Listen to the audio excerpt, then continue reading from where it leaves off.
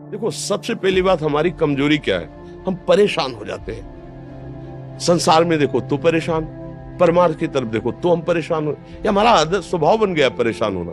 थोड़ा सा धैर्यवान बनो, गंभीर बनो। कोई भारी से भारी विपत्ति में परेशानी स्वीकार करके विपत्ति से थोड़ी निकला जाता। सुलझो, ठीक है, विपत्ति आई, समस्या आई, इसका समाधान होगा। ऐसा थोड़ी कि हमें नष्ट कर देगी। अगर अभी हमारी बड़ी हानि हो जाती है, हम कल इससे बड़ा लाभ प्राप्त कर सकते हैं। हमको एकदम बिल्कुल गंभीर रहना है, इतने कमजोर नहीं बन जाना। अब वो गए तो क्या होगा, अब वो वस्तु गई तो क्या, पद गया तो क्या होगा। प्रयास किया था, ये पद मिला था, इससे बड़ा पद प्राप्त करूंगा, मैं इससे बड़ा महान बनूंगा। ठीक है, एक बार गिर गया, गलती हो गई, दंड भोगूंगा, फिर इससे ज्यादा संयम में रहूंगा। बिल्कुल, मतलब एकदम फ्रेश दिमाग रखना चाहिए। और अपने लोग क्या है, जरा सी बात में एकदम पछड़ा कर लेते हैं, एकदम कमजोर हो जाते हैं। ये बिल्कुल ठीक नहीं है। हम जीवन भर की यात्रा की बात कह रहे हैं, भारी से भारी कष्ट में भी मुस्कुराना, तो हमें बल मिला है, हमें भगवान की कृपा का दर्शन हुआ है, हमें उनका दुलार दिखाई दिया है। अगर ऐसे तो भाग जाते हैं, फिर परमार्थ में थोड़ी चलना होता है। आज जो आप सुन करके लाभ लेने की चेष्टा कर रहे हो ना, ये केवल प्रवचन नहीं है, ये जीवन है। अगर ये जिए ना होते ना तो ये इसका प्रभाव नहीं पड़ता, फिर वाणी का प्रभाव नहीं पड़ता। हम इसीलिए कहते हैं, जैसे आप लोग एकदम परेशान हो जाते हैं जब बोलो, क्या हमसे ज्यादा परेशानी होगी? दोनों किडनी खराब, दवाई लाने के लिए पैसे नहीं, पानी रखा है हम उठ के पी नहीं सकते, भीषण शरीर में कष्ट, भीषण बुखार, क्योंकि किडनी फेल, जरा में बुखार, खाने को क्या, रोटी मांग के लाओ। अगर वहां सब्जी मिलती है तो लाल मिर्च ऐसी पड़ के मिलती थी कि पा नहीं सकते थे। आप सोचो, पानी लाना है तो मुझे लाना है, पीना है तो मुझे पीना है।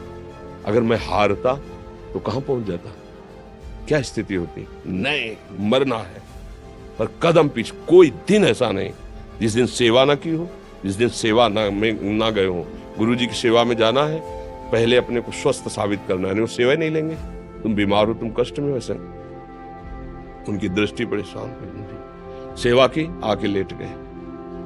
फिर हिम्मत की, अपनी श्री जी की सेवा की, मधुकरी नहीं गए, 3-3, 4-4 दिन भोजन नहीं गए, पर सेवा नहीं छोड़ा, दिनचर्या नहीं छोड़ी। और उसका प्रधान कारण संयम, ब्रह्मचर्य, भगवत आश्रय, नाम जप, कभी हारने नहीं दिया। अभी भी थोड़ी देर बाद डायलिसिस शुरू होगा, हारने, आपको हारे हुए नजर आ रहे हैं। शरीर में पीड़ा है, किडनी फेल है, ऐसा थोड़ा स्वस्थ बैठे हैं, पीड़ा है, बार बार प्यास लगती है, थोड़ा थोड़ा पानी मिलता है, लेकिन हम आनंदित हैं, हम प्रसन्न हैं, हम लड़ाई में हारे नहीं हैं, ना हारेंगे, हम जीत चुके हैं, हम अपने मालिक के भरोसे में अपना सब बात।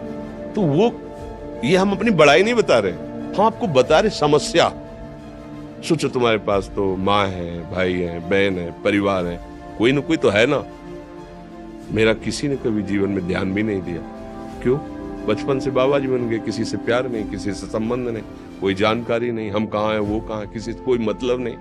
अच्छा, जवान साधु कौन श्रद्धा करे? कभी गांव जाने की हिम्मत नहीं पड़ती कि रोटी मांग ले, पता नहीं लोग क्या सोचेंगे, क्या भावना कर ले। हम दरवाजे पे खड़े हैं, क्या कैसी भाव, जो हमारे सामने आकाश वृत्ति से आया यौवन अवस्था में, वही पाया, अन्यथा भूखे रह गए। जब हम हर समय अपने को विवेक के द्वारा सावधान रखे तो हम कभी निराश नहीं हुए, कभी उदास नहीं हुए, कभी ऐसा नहीं लगा कि यार हम दुखी, कभी नहीं लगा। उसी का फल है कि उस सुख का संकेत मिल गया जहां दुख की निशानी भी नहीं, वही उसी के बच्चे हो। हम सब उसी धातु से बने हुए हैं। हम इतना क्यों परेशान हो जाते हैं? हम ये देखते हैं, अपने लोग थोड़ी बात बिगड़ गई परेशान, नहीं बिगड़ी तो बिगड़ जाने की संभावना में परेशान है। आज सुख है, लेकिन कल सुख छिन जाएगा तो हम आज के सुख में सुखी ना होकर कल के दुख की आने की संभावना में हम भयभीत हो। मतलब क्या हमारी सोच रह गई? हमको इतना बलवान बनना है कि सुख और दुख दोनों हमको छू न सके।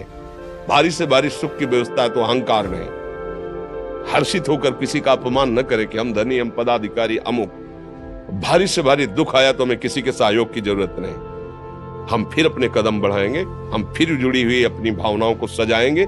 मस्त जीवन, एकदम तुम अविनाशी के बच्चे हो। शेर का बच्चा भेड़ों के बीच में फंसकर म्यों म्यों बोल रहा है, बस अगर दहाड़ना सीख जाए तो कोई भी उसे परास्त नहीं कर सकता। ऐसे भगवद अंश, तू प्रपंच में फंसकर अपने को इतना दीन क्यों देख रहा है? तू ऐसा है कि भगवान के दिव्यास्त्र में भी ताकत नहीं तेरे को मार सके।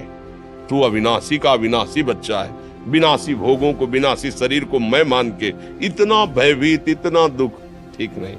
ये सबके लिए, केवल एक के लिए नहीं। आप समझो, आप लोग सोचते हैं हम गृहस्थ होकर भला ऐसी स्थिति कैसे। जनक जी सुखदेव जी के गुरु हैं और राजा हैं, महल है, रानियां हैं, नौकर है, चाकर। क्या सुखदेव जी जिनके शरीर में लंगोटी भी नहीं है, दिगंबर, परमहंस, परमहंस के गुरु हैं जनक जी जो राजा हैं।